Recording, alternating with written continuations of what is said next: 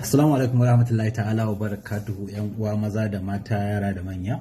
Ina son ɗan yi wani karamin bayani ne wanda nake so in tunatar da yan uwana masu sha'awar wannan harkar da muke ciki. Ana turo mun sakonni da yawa akan ana so a shiga fim maza da mata.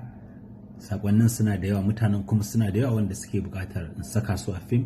Ba ma ni kaɗai ba, a cikin masana'antar ana zuwa wurin mutane da yawa. So ina so in ba ku shawara ne. Masu sha'awar wannan harkar, ina so ku sani cewa fa ba mai yi sai Allah, sannan kuma ba a bodi da sanyin jiki, in ji Bahaushe. Don haka kada ka tsaya jiran wani ko wata ya saka ka a fim. Wato idan ka tsaya jira to za ka tsufa ko kuma ka wahala kuma baka samu komai ba kuma baka zama komai ba. Dama abu na farko shine addu'a. Ni da kuka ganni a matsayina na Adam A Zango, idan nan tsaya na yi muku bayani, mutanen da suka san garin da na fito ma, ƙauyen yau ba mu da yawa ma a garin. Yau gashi Allah ya ɗaukaka ni na zama wani abu a ƙasar ma. So kai ma za ka iya zama haka, ke ma za ki iya zama haka, amma hanyar da za ku bi shine, ni kun ga lokacin da na zo Kano, daga gidan da nake zama Fage zuwa inda nake aiki kusan tafiyan kilomita zai kai 10 wani abu, kuma kullum da kafa nake zuwa da kafa nake dawowa. Sannan a wannan lokacin mutanen da suke taimako na, haka zan je ban ci abinci, ban dawo gida ban ci abinci ba.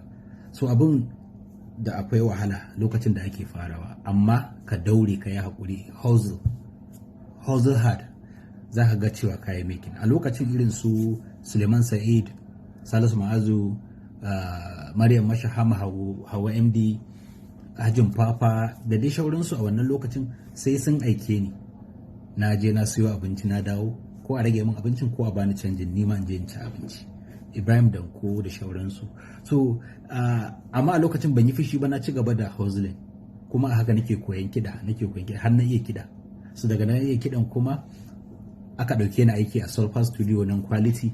A nan na fara yin aiki ma a biya ni kuɗi.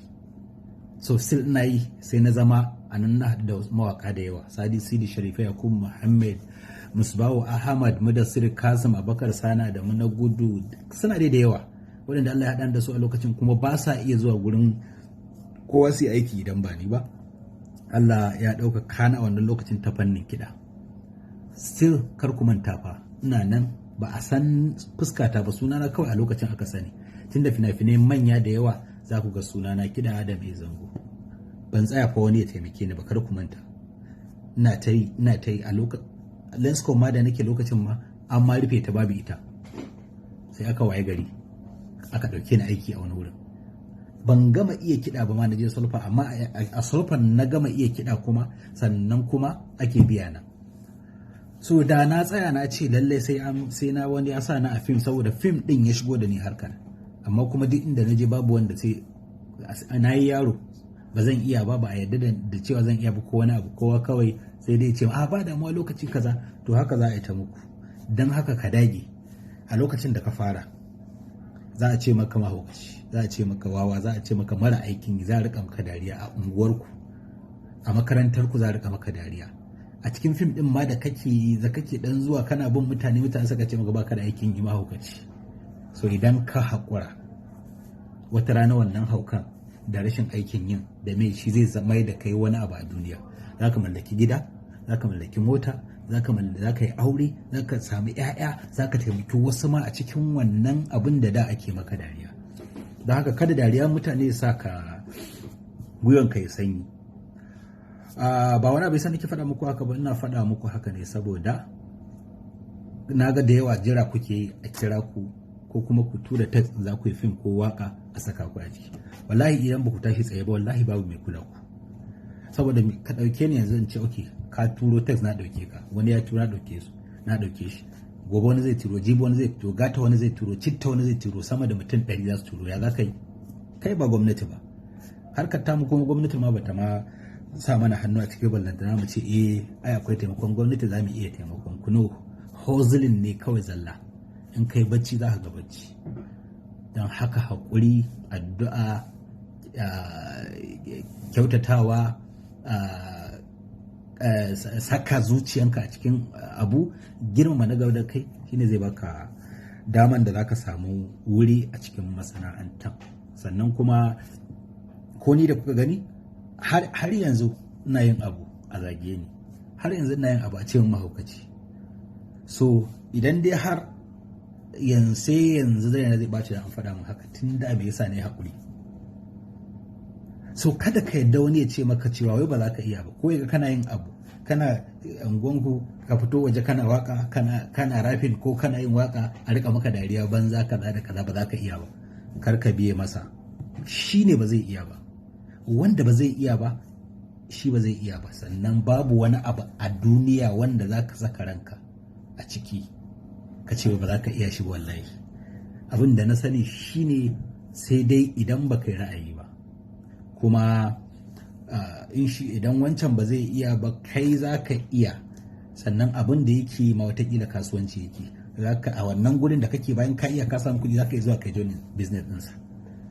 Ita baiwa Allah ke bada shi, ba ilimi ke bada baiwa ba wani ne yake ɗaukan nauyinka ka samu baiwa ba. No, baiwa a jikinka take, kana farawa sai ta bayyana kuma ba mai iya kwacewa. Da haka kar ku mai da hankali akan mutanen da su rika zagin ku, mutanen da su rika da ina biyo mutane sosai, saboda farkon gaskiya da yake kun san magana ta gaskiya, babu social media lokacin ni da na fara harka, ba waya ma, amma hankali a hankali waya ta fito, a hankali social media, sai da social media nan yayi yawa a hannun mutane da yawa, sannan na gane cewa ina da makiya.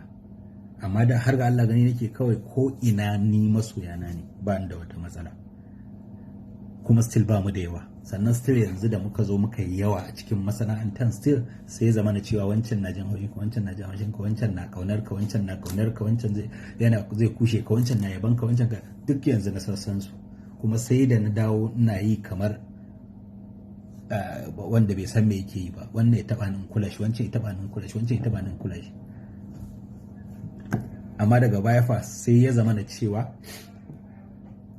makiya, magana ta gaskiya, makiya na su suka mai da ni jarumi, saboda abubuwan da ban sani ba a bangaren kiyayya suna da yawa. Amma da suka zo suna ta yi abin na damuna, bana bacci, damuwa da ta yi yawa, sai ya zama da cewa kai zan bar harkar nan, zan yi kaza. So da ba su nuna kiyayyansu ba, da ba su takura ni ba, har ba zan zo in koya juriya in zama jarumi da jitacce ba tare da in sun faɗa yau sai dai in yi dariya. Duk abin da mutum zai rubuta kawai din kalla in yi dariya, wanda da kulawa nake yi. Don haka ina yi muku fatan alkhairi, ubangiji Allah ya sa ku ma ku zama fiye da duk wani jarumi ma da yake cikin masana'antar. Ubangiji Allah ya ɗauka ku fiye da shi. Mu kuma da muke ciki, Allah ya ba mu ikon taimakawa daidai gwargwadon waɗanda za mu iya taimakawa.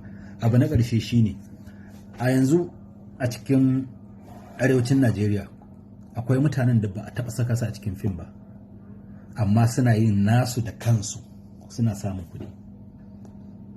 Kudari ake musu unguwansu da, na san su ga sunan da yawa, amma yau suna da subscribers a cikin YouTube kawai. Duk wata akwai mai ɗaukan miliyan 1, akwai mai ɗaukan 800, mai ɗaukan 500, akwai mai ɗaukan 200, kai akwai wanda ba su da alaka da ɗan fim ko ɗaya, ba su ma sanya ake yi ba, amma sun buɗe account suna cin abinci da 'yan fim.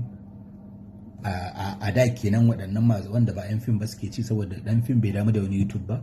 Amma yanzu da kowa ya gano cewa ana samun wani ba YouTube, kowa ya je ya nemi right ɗinsa, an cire masa fim ɗinsa ya sa account ɗinsa. Amma akwai wanda su da kansu suke fita su je su yi shooting ɗinsu da kansu a unguwarsu, ana musu dariya. Amma yau fa wasu sun mallaki mota, wasu suna da rufin asiri, wasu ma sana'an da suke yi da sun daina, sun dawo kawai iyakaci su shooting ɗin comedy ko su shooting ɗin wani abu dai, su je saka YouTube su samu rufin asiri. Sannan akwai waɗanda ma ba comedy suke yi ba, labarai suke samu kawai su je su yi, su ɗauko labarai abinda ya shafi siyasa ko fim ko wani abu dai wanda za su yi amfani da muryarsu su saka, kuma mutane su saurara ko su karanta kuma su samu kuɗi. So there's no need ka tsaya jiran cewa wani sai ya yi maka hustle, my brother, hustle.